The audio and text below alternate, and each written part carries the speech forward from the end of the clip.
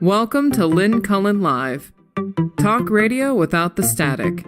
Email your questions and comments to lynncullenshow@gmail.com. And now your host, Lynn Cullen.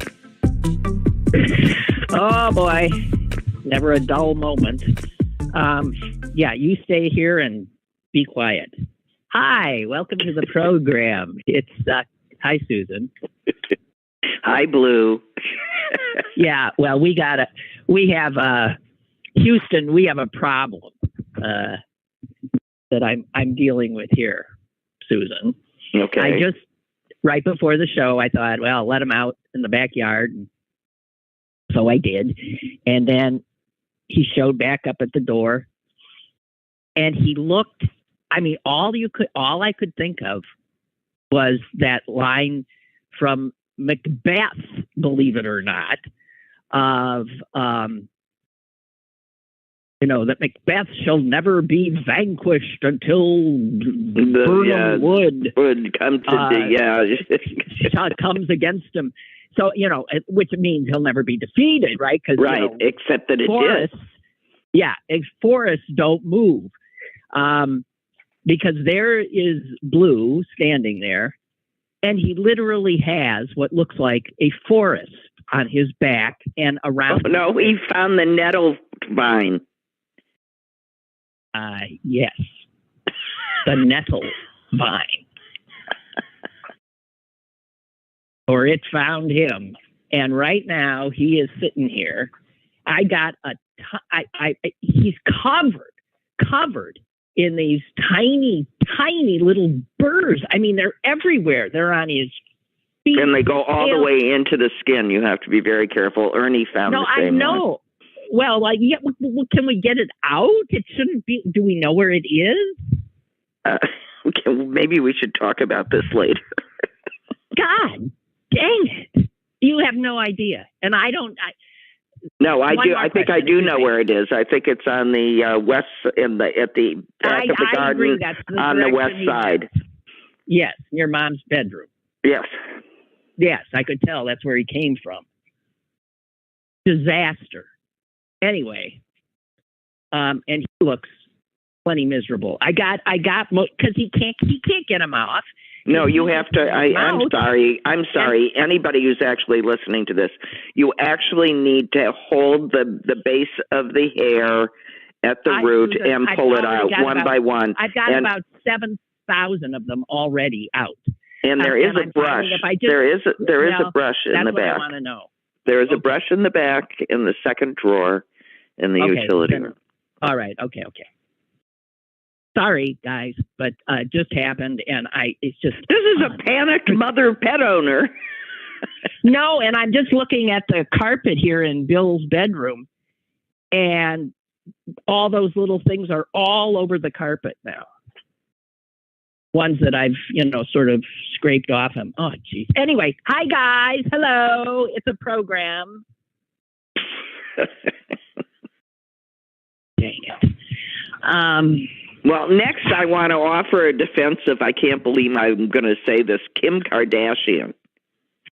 Fuck her. Right? Well, absolutely. But I am so tired of the suits in the government taking after selectively a woman. She's the Martha Stewart of today. Yeah. And I mean, if you can't tell me that every single celebrity on Instagram is doing what she did, and she even had hashtag ad at the bottom of her thing. I mean, this is, I know I don't defend her, and who cares? She can, $1,250,000. You bet she just paid him to go away. They like a flea, but I'm just tired of the selective enforcement against high-profile women, and it's highly selective. Okay, point taken. And the thing not that she didn't, if they can make a case, make a case. There's so many celebrities that are selling this crap. What was the one wasn't it during the Super Bowl? Who was it? Some guy, who you wouldn't expect. an actor or whatever doing such an ad. But that's not quite the same thing that she did. No, they're claiming that she wasn't clear that what she was saying was an ad. Paid. Yeah, that she was getting paid. And they're saying that you not only have to say that you're getting paid, but in, actually, sort of how much you're getting paid so people can judge whether they should believe you or not. And I think that's just total made up bull. What, that somebody endorsing a product should have to say what they're getting paid? No, they should disclose it. I'm saying that but to the specificity that they're suggesting that she should have, nobody does that. Nobody. You don't see running on TV, even if it's a paid professional, it might say somewhere at the bottom an actor, but it doesn't say an actor who is being paid $1,000 with residuals of $50 every time it airs. Well, that's what I'm saying. Okay. The only I happened to be watching the news with Mother last night, and so all you can't avoid it. No, yes, the little blurb that was on about it, and the little blurb, I think it was the NBC News. They said that they quite clearly said that who is it? Is it the FTC that brought this? Who brought the suit? Yeah, the Federal Trade Commission. Yes. Right, the FTC, and I think it clearly said that the FTC did so to make an example. To make an example. And if you're going to make an example, you go after a big fish. So she is a big fish. She's a big fish. Media. I'm just there's plenty of other kinds of big fish. And it's telling that every time they want to go after a big fish, they go after a woman. It's interesting because, big fish are generally men. Well, that's right. But when it's time for a man to turn on another big fish man, they pick a woman. Mm-hmm. All right. Point taken. I'm not. Yeah. I mean, I don't care about Kim Kardashian. I could care less. No. And frankly, if she's going to law school, she ought to know she should be at the stage of her legal training where she hyperventilates about all of this stuff, instead of paying to make it go away. Okay. I'm sorry. I am. You want me to talk while you pick nettles? No, I'm not. He's over now. He's lying on the bed and he's very gently licking one of his paws. He's got it in between his toes, and then he gets it in his mouth and he can't. He's like he's miserable. God. Yeah, got to find whatever that is and pull it out. Yeah. Ridiculous. I've never seen anything like it. I did manage to take a picture before I realized it wasn't funny. I thought it was funny at first. Hey, look. I said, Mom, you got to come here. See blue. You won't believe this. And because he looked like he had, the fork. Yeah, like he was he was wearing camo. Yeah, exactly. And then when I saw why he couldn't shake it off, it wasn't funny anymore. No, I'm sorry I brought it up again, and it could have been a skunk. No. Well, but yeah, it wasn't. So, all right, whatever. God. Let's talk about the danger of having children and running for office and thinking they won't tell on you. Why? Who? What are you? Oh, Herschel Walker's son posted a video this morning. Saying that he'd absolutely had enough, and that everything his father said was a lie and diametrically opposed to the way he'd lived his whole life, And, if you're a conservative and you care anything about the values you claim to, care about, don't vote for his father. Wait a minute. But which son is this a son that he acknowledges or a son? Oh, no, it's one of his sons that he acknowledges. One of as the son says, one of his 4 sons. Yeah, and he makes it clear that, there could be more. But one of the 4 sons that, as he pointed out, he didn't raise because he didn't raise any of them. What a vile person. Well, I'll tell you. That's what he said. He said, we kept quiet all this time because he said he was going to own it and be honest. He said, but I can't take any more of these lies. This is not. Well, there was one son that was hotly defending him. I saw a video, this is months ago. He had a video out just hotly defending him. So obviously it ain't, if it's that son, that would be something. But, who cares? Can you believe that given a choice between Warnock and Herschel Walker, you would pick Warnock? You wouldn't pick Warnock? No. Who do you think might be more, if you are a Christian, more of a Christian? The guy that made his living as a respected reverend. Yeah. Before he was basically recruited to help? Or Herschel Walker? Well, the thing is, I don't know. You've got, does your racism and animus toward, Well, how does racism come into it? They're both black, so what difference does it make? Right. I don't know. I'm looking at the signs around here and gee whiz. I'm a little surprised that there aren't more signs up. And I'm willing to bet that people are afraid. Yeah, they're getting a little afraid. Although in my walks around my routes in Green Bay, the usual suspects are out with their sign wars again, and they aren't afraid of each other. They're neighbors, and they put up their signs. Oh, God, I don't know. The people who would be afraid are not are obviously people supporting Democrats. Oh, now he's like choking. Great. Okay.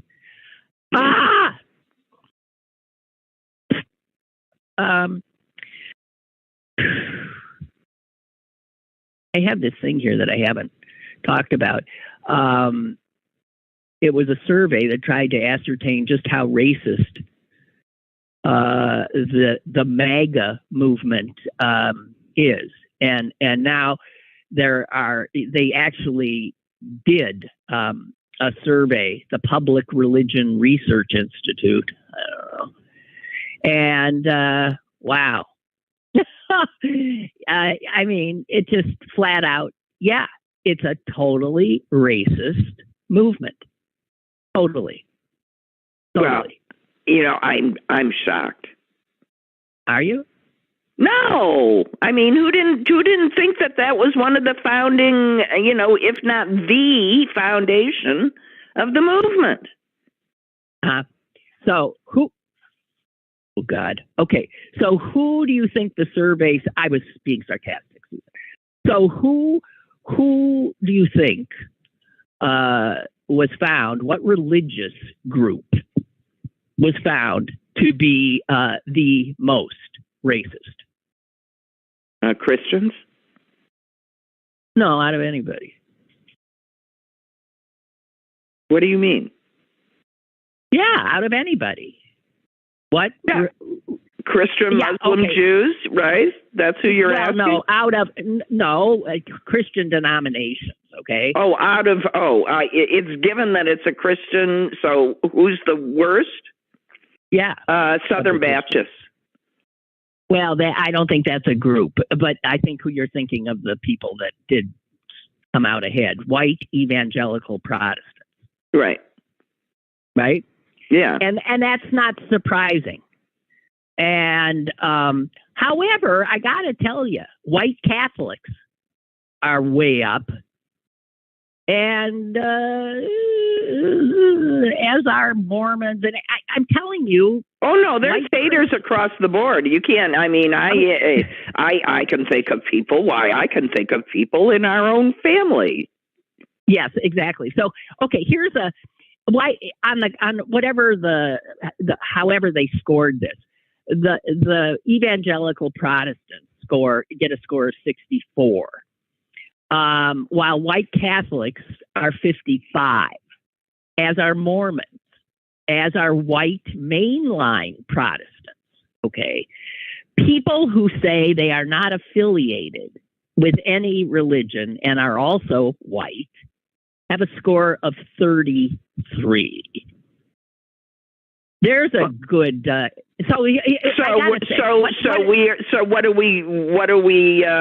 get from that? What we get from that we're is preaching racism from the pulpits. No, yes. No, not necessarily. That religion doesn't work. This idea that religious people always have, that if you have no religion, you have no moral center. You have, how do you know what's right and what's wrong? How do you this, that, and the other? Well, it turns out better than you do. Yeah. Apparently, the religious are being terribly misled. I mean, and I mean what I said. They're preaching racism from the pulpit. Well, a lot are, yes.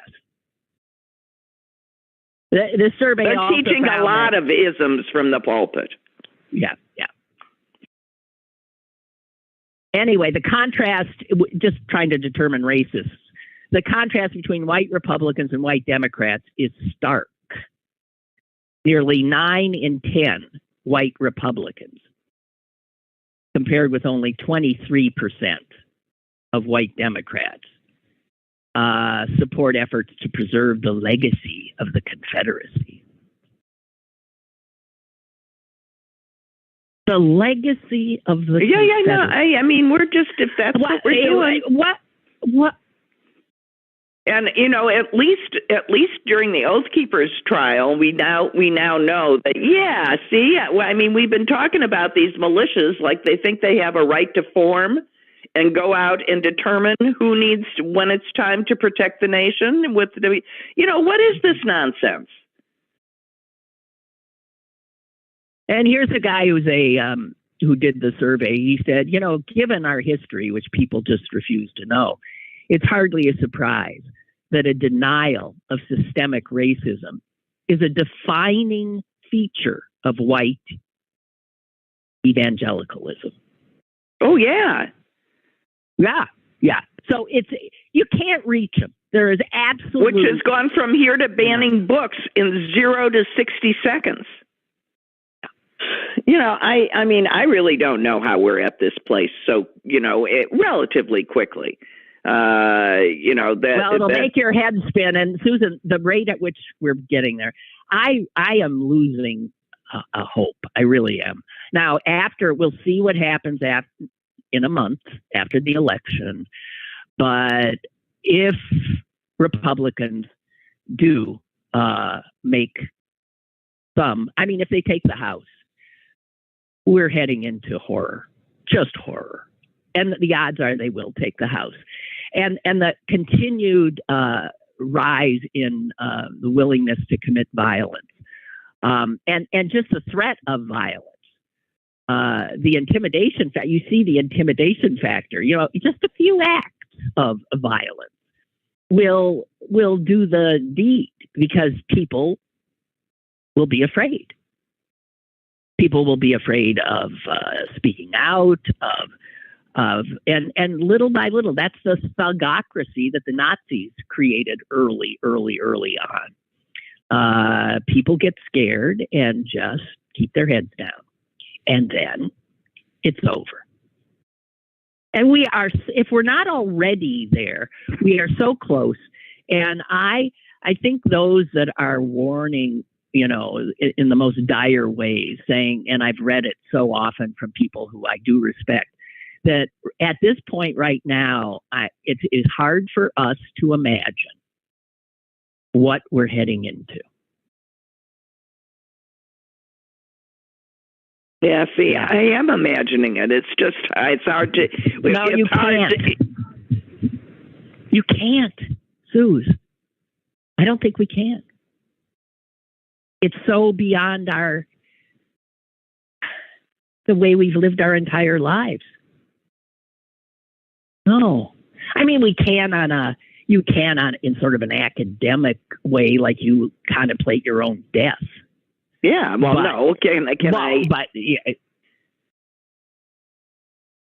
No, I don't know what it's going to be like until I live through it, but I sure as hell can imagine it. I'm sorry, I can. Because it's just looming in front of us. It's not like it's that difficult. The difficult part is to force yourself to look. Instead of just skittering back and saying, it's okay right now, it's okay right now, it's okay right now. And it's not okay right now.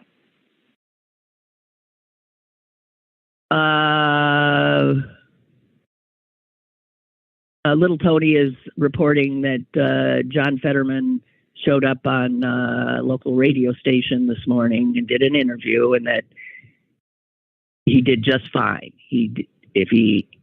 Tony says, if I didn't know he'd had a stroke, I wouldn't have guessed he'd had a stroke. I think he's improving. So he sounded okay, and his head looked like it was working. Oh, Jesus. Well, it takes a long time to, you've got to build new pathways. It takes a while. Okay. The good news is that he is. Allison wants to flag a potentially rising Democratic star. I think I'm vaguely aware of this guy, but thanks for this. He is running in Maryland for the governorship. The Republicans put up a total whacked out, lunatic, and Wes Moore is 32 points ahead in the polling. Well, yeah.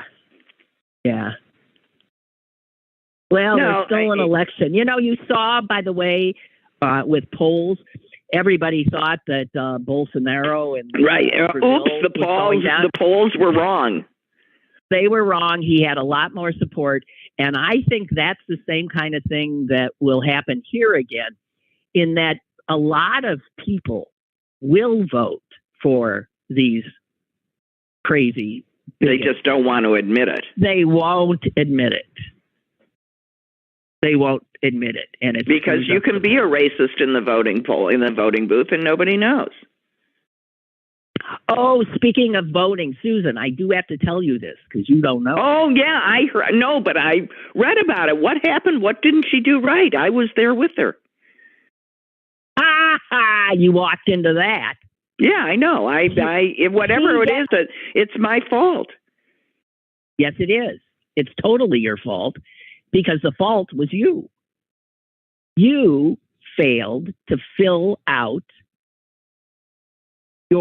the information they were asking of you, the witness. Oh. You wrote your name. You did not put your address. Okay. And so listen. So here's the thing. They returned it and asked her to correct it. It was returned. It was just sitting there, returned. I wouldn't have known it was sitting there on her desk, and there was a second call yesterday, 2 days in a row, a volunteer from the Democratic Party called because they're tracking this is fascinating to me. They want those ballots in, yes. They knew that Mother's ballot had been denied. And they wanted to know where the ballot was. Did she have it? Can it be corrected? What we intended to do. And I told the guy, I said, well, thank you for this. Geez, thanks. And I said, we'll take care of it.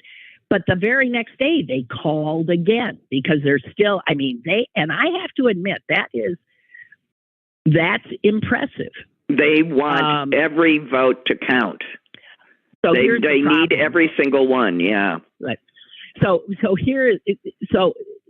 seeing how these insane hurdles that Republicans are putting up all over the country in states they control, which is most of the states, seeing how they work. And they worked on you and Mom. They worked because how many, I have to tell you, we went to the village. The town hall. And brought in the corrected ballot. Oh, by the way, I also saw, I was so freaked out by it. I said, Mom, you didn't vote for congressperson. And she said, well, there's no Democrat running. And I thought, that can't be true. It is true. That is true. There is no Democrat running. She had no choice. The only one that she could vote for was Gallagher, and he's going to win anyway. And I said, you don't have to vote on that one. Well, there was no one to vote for. Right.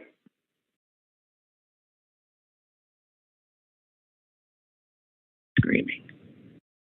So I told her, I said, as long as we got the ballot back, you can write someone in. I said, write yourself in, get a vote. So she did. So Mom got a vote. Congress. Anyway, we brought it back yesterday. Good. And the clerk accepted it. I had to put it back in the envelope. She gave me some glue. I said, but it's been open. She said, here's a stick of glue. And if you close it, and we'll pretend that it had never come in before. And I said, are you getting a lot of this? And she said, unbelievable. They're just rejecting everything. Well, they've created a ballot that's got so much crap. Yeah, I didn't see the place where I was supposed to put. I mean, so you didn't. Yeah, so they got you.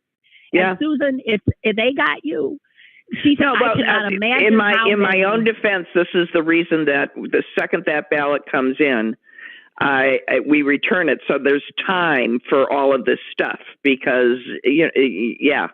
But at least on the other side, they've kept the ability to repair the ballot. So if you stick with it, your vote will count.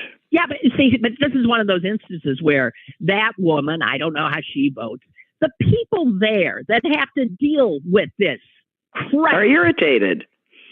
Well, and they've impacted. got an election to run. They've got a little bailiwick to run. They've got work to do. And this just bollockses them right up. And I'm looking at a piece that I pulled out weeks ago that is headlined, "The Right Ties Up the Voting Process with Red Tape." Yeah. And this is, it was just showing all of, and I've talked about all of them, how they're using every little trick they can. Steve Bannon is behind some of this. He tells his audience on his podcast. Oh, yeah, that they're all to write in for that information. Yeah. They have the right to request information about eligibility of voters in their county or whatever. And that the county then, upon receiving their request, has to, in a very timely fashion, give them the information they want, which in terms of just pulling people away from critical work into this. But this is, and there are all over the country, these folks, and I'm sure it's happened to that poor woman, they're getting deluged with this crap. Well, they should send them as well as the crap. They should say when you pay for the copying costs, no, you are allowed under these laws to charge reasonable fees for copying and time. Susan, I know this from the other side. Well, you don't necessarily know, though, since the Republican legislatures control all that kind of shit, that they have not created the worst saying, and so let's just point out that not only are they lowering taxes for the people that can afford them, but they're wasting the taxpayers' money for, because the only one that's paying for all of this is the taxpayer, and you are paying for this. But that's all part of the. I mean, they should be charging. You create a government. You make the government not functional. I understand. And then you say the government is not functional. Let us fix things. We are so fucked. I am sorry. So fucked. All right. I'm sorry. What else do we have here? This is a miserable show because I'm a wreck. All you want to do is work on your dog. At least he's less crazed. He's sitting on the bed, looking out the window, which could mean that he's about to start barking at any minute. Who knows? Oh, forgive me, guys. I just want to. This is an update. Susan, yesterday before the show started, I was sitting in the in Bill's room. That's where I am. No, here goes my dog. Yeah, I heard that. Yeah, and I'm looking at Bill's wallpaper. Yes, with the ships on it from 1952. Yeah. Okay, I saw that. I wondered if Bill, having spent countless hours of his life in this room, would know the name of the ship, because the name of the ship is written under every depiction of the ship, of which there are. Yeah.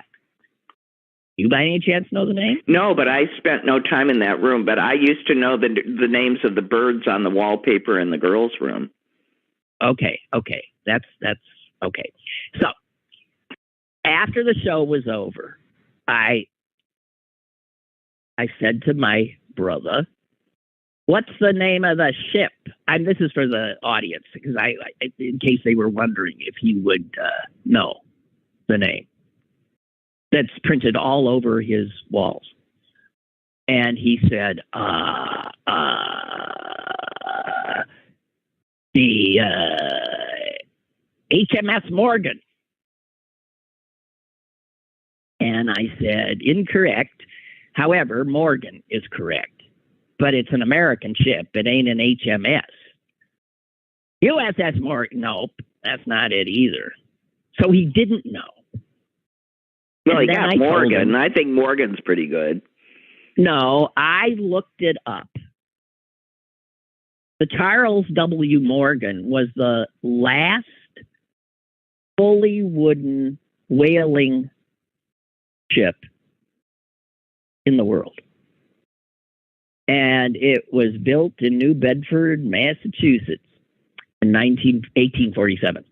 And when I told Bill that, he went berserk. And he said, "My God, I bet it was the one Melville was on. I bet that's like the Moby Dick. Oh, my God, I can't believe." And since I told him this, he has gone berserk about the Charles W. Morgan. Which affected his life forever unconsciously.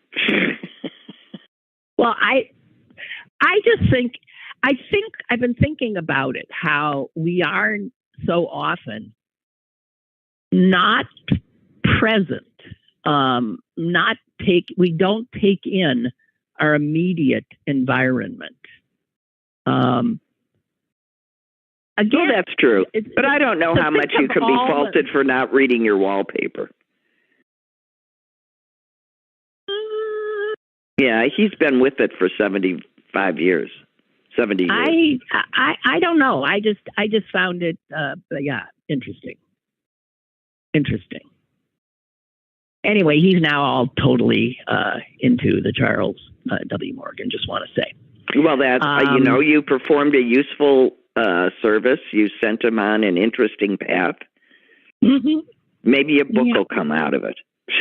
That's what I was thinking. Maybe a book. He needs something to do. I've given him more ideas, and they're good ones, and he just won't do it.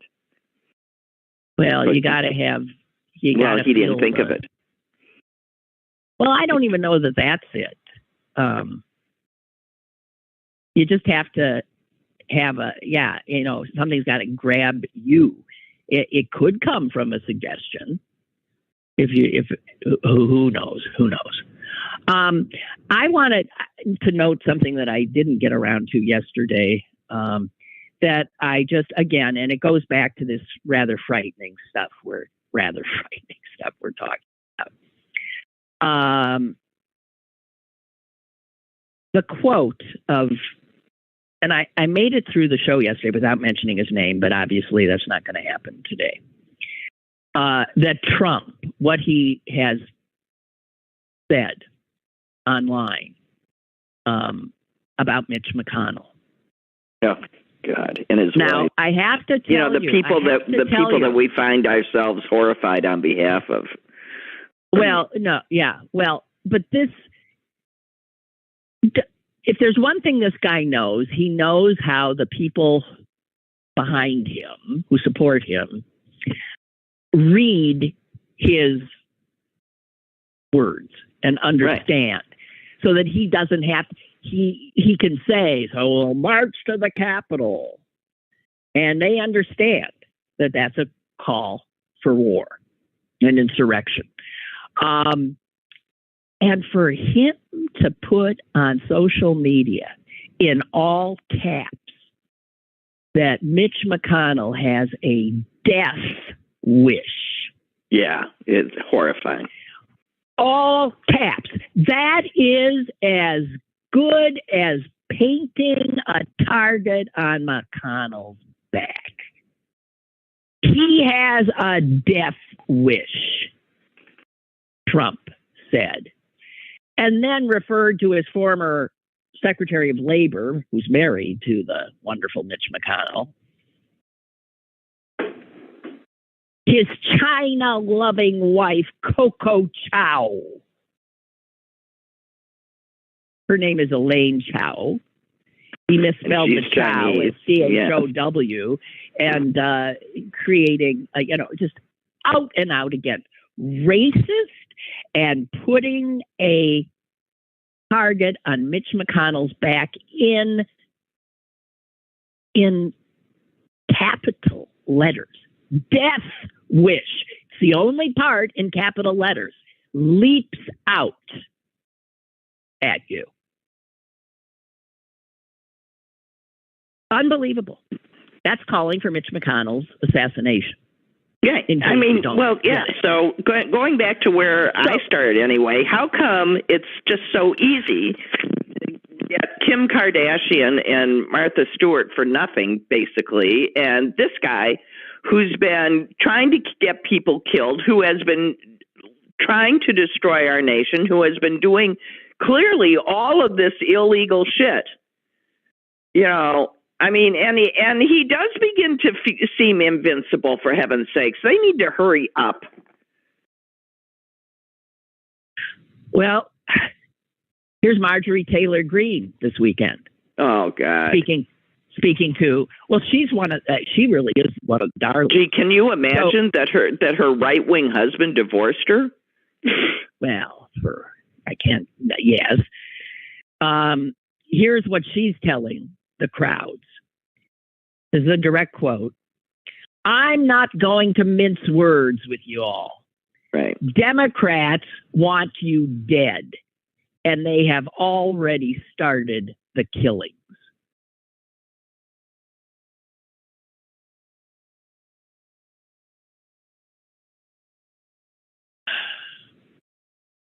Well, I disagree with the second part, but the first part, I'm beginning to feel that way.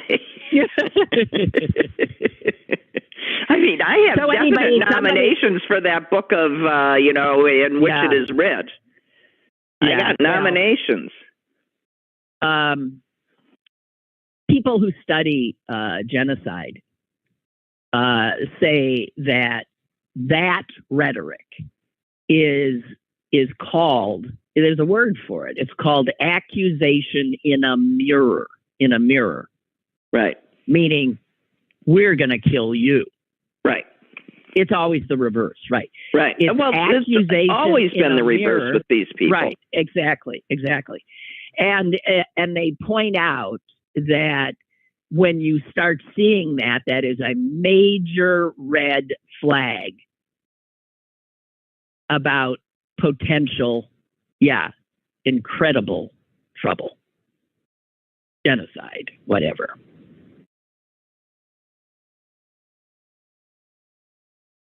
Yeah, it's scary. I mean, we are looking at the beginning of a war.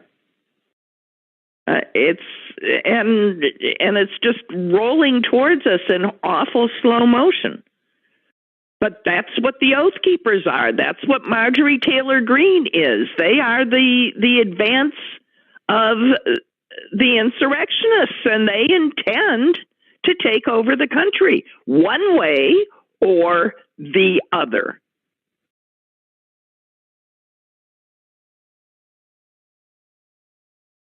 And no, I don't have a hard time imagining it. I've been thinking of it's going to happen for the last, since the NRA started arming everybody.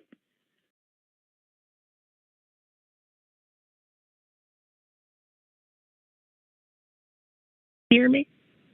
No. Susan. Now I can hear you. Now I can hear you. Did you know I was not on? No. Ah! So you were just ranting that whole time. I didn't hear anything you said because I was not on. No, where were you? I got knocked off by some spam call that I was trying to stop. And in trying to stop it, I hung up on myself. and that was just me carrying the show? Well, it was good that you didn't know. So whatever you've been yapping about, I wasn't there. So I was just saying the revolution was nigh. Well, or the Civil War was nigh. I mean, it's that's it. The NRA, in fact, armed everybody, and here we are. Oh my God! Bob in Braddock just sent me something that makes me so sick I can't see straight. It's the new power couple of the MAGA right. Oh my God. It is two black people. One, Kanye West, and the other, as Bob rightly notes, the loathsome Candace Owens, who is a black MAGA creep. And Candace and Kanye are standing arm in arm. This picture is taken from behind them. And they are wearing White shirts. Lives Matter shirts? Yes. Yeah. Two black people, White Lives Matter, and she is looking adoringly at him. Dear God. You know what? We should just hang it up. That's my dog looking out the window and making everyday Chicagoans jump as they walk by. Well, my guy is being very good here. He's just chewing on an old bottle. Yes, Barbara sent me this. I did see this. The Onion, the satirical newspaper, has actually filed, is it amicus or amicus? It's probably amicus, but yeah. Okay, has filed an amicus brief with the Supreme Court for some guy who had posted something on Facebook against the police and ended up in jail for 4 days. And his case, he's trying to get the Supreme Court to hear it. And the Onion has actually put in a brief. For real? Yeah. Let me see. Here's what the brief explains. This could be anything, but for the sake of brevity, let's assume that it is a newspaper headline. Wait. The Onion. Oh, I don't know. Where's yeah? How do you know that that's true? Wait. The brief at bottom. It says at bottom, parody functions by catering to a reasonable reader, one who can tell, even after being tricked at first, that the parody is not real. So this sounds legitimate. That is right. They put I'll keep going. Okay? Yeah. The law turns on the same reasonable person construct. The reasonable reader test gauges whether a statement can reasonably be interpreted as stating actual facts, thereby ensuring that neither the least humorous nor the most credulous audience dictates the boundaries Tucker Carlson's of defense. protected speech. Right. That's the Tucker Carlson defense. Yes. Okay. So, pretty good. They also do have, the brief does read, there are things in it like this. On top of its journalistic pursuits, The Onion also owns and operates the majority of the world's transoceanic shipping lanes, stands on the nation's leading edge on matters of deforestation and strip mining, and proudly conducts tests on millions of animals daily.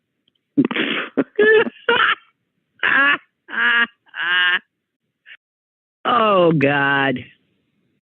Well, speaking of absurd lawsuits, did you see that again, the horror, Donald Trump, is suing CNN for, I believe, $500 million? Oh, yeah. You know, he does need money.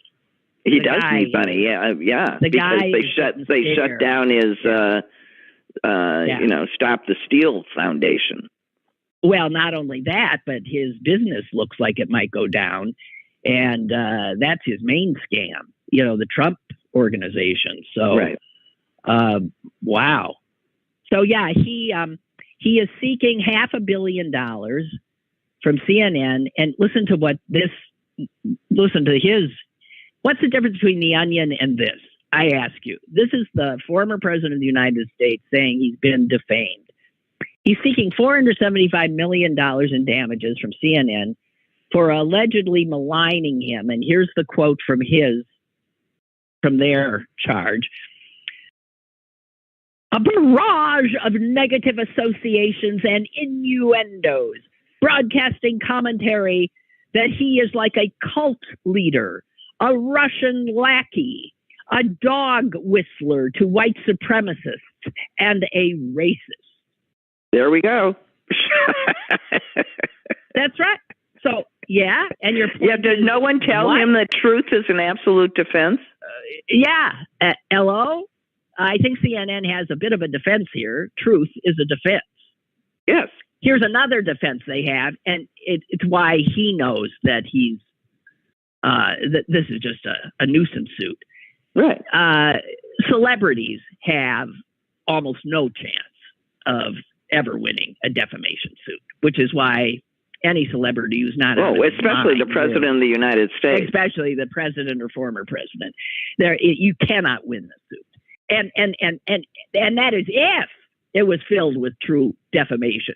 But all he's hotly suggesting and he's offended by is the truth.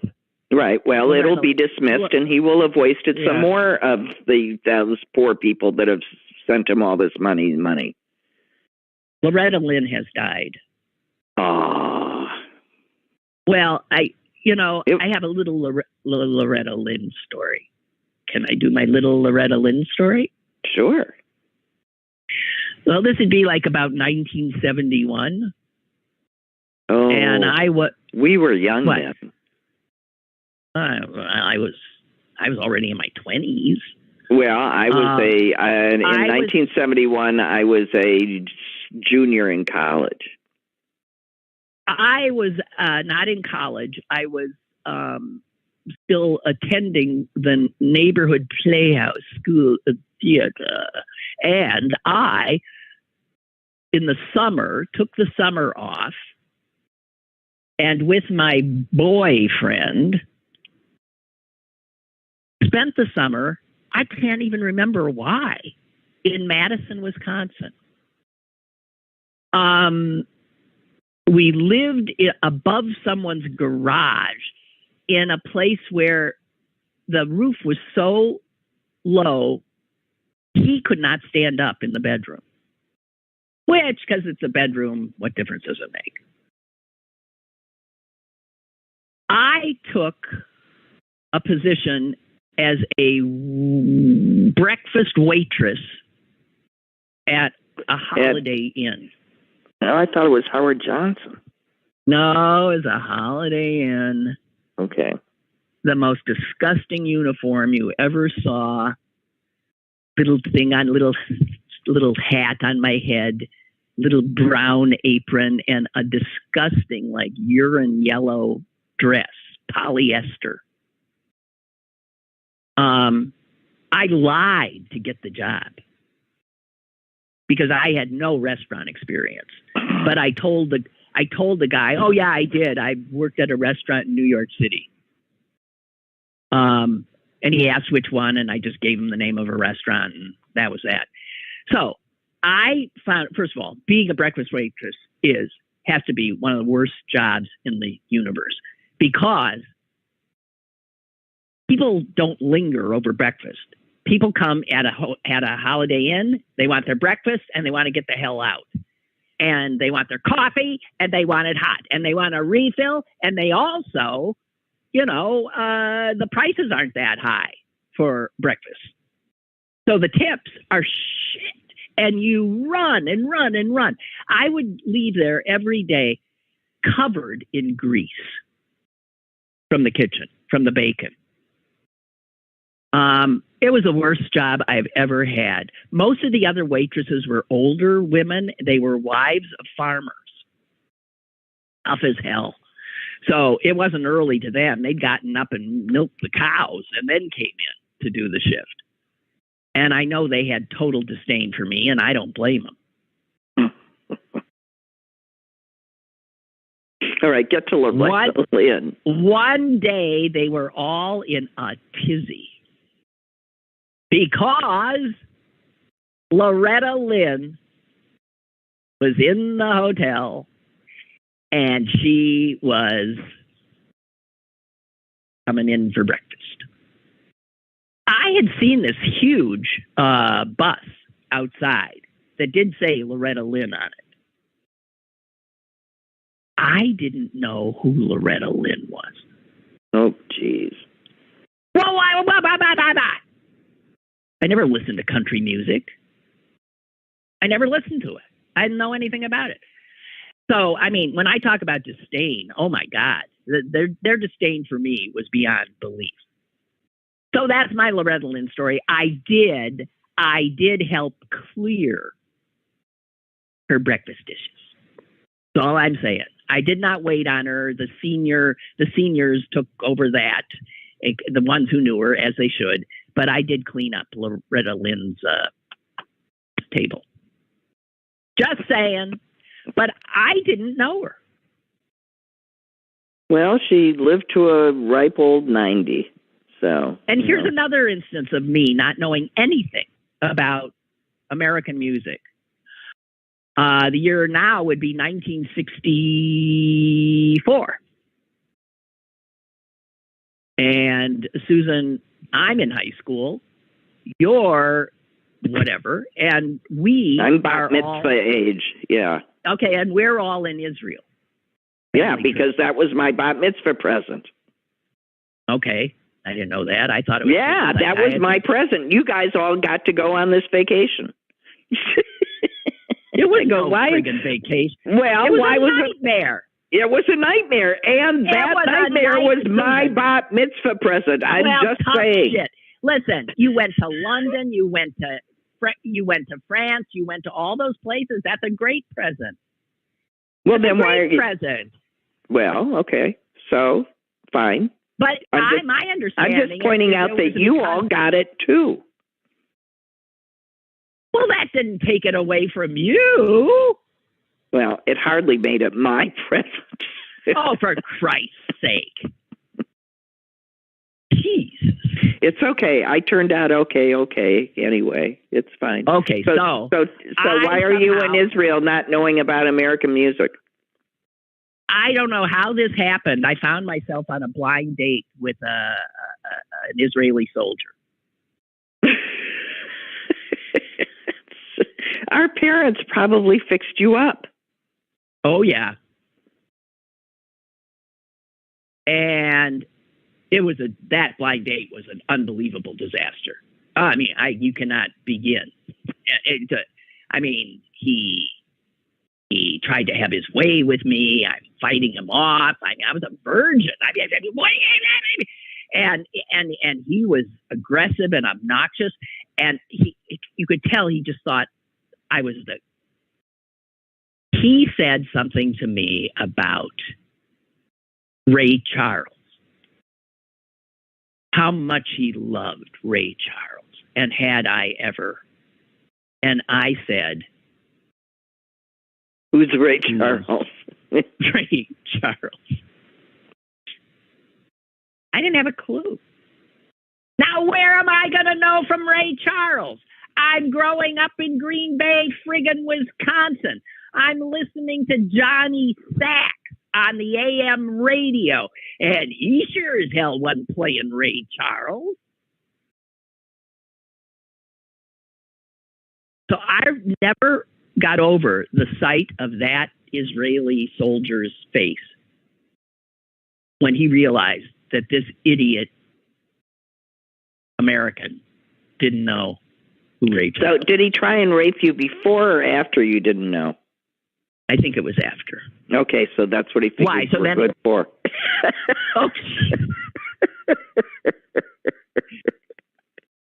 Barbara writes that Loretta Lynn, the Kentucky coal miner's daughter, who's yada, yada, yada, she was a grandmother at the age of 29. Oh, my God. Oh, my God. She gave birth to her first child at 14. And then obviously what? That became a family tradition? Jeez. She also was a Donald Trump supporter. Well, good riddance. What the hell?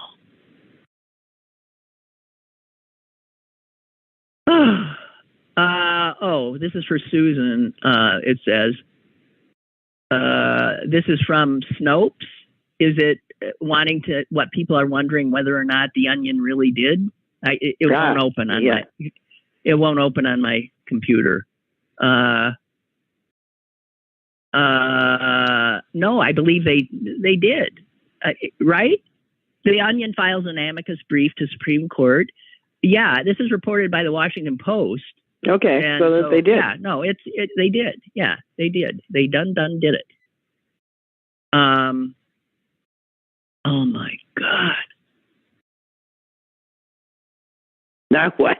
Lynn, you are not allowed to just sit there going, oh my God, without telling anybody what it is that you're oh my godding about.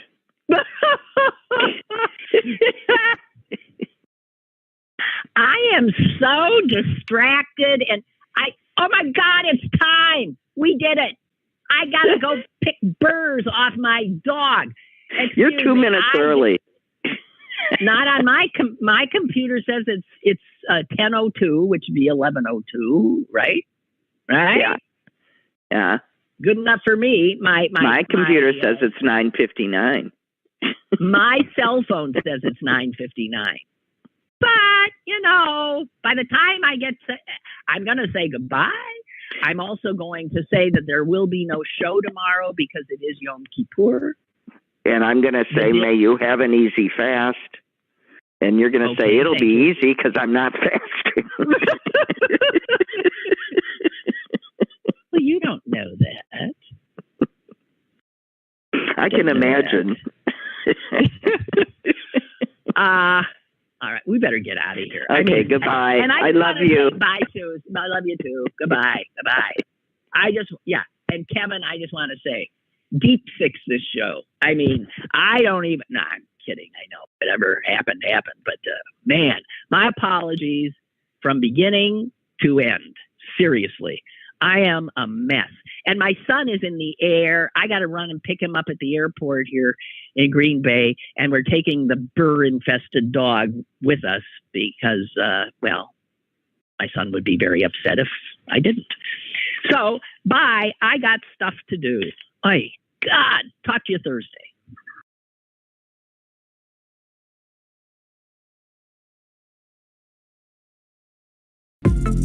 Lynn Cullen Live, Monday through Thursday from 10 a.m. to 11 a.m. and archived at pghcitypaper.com.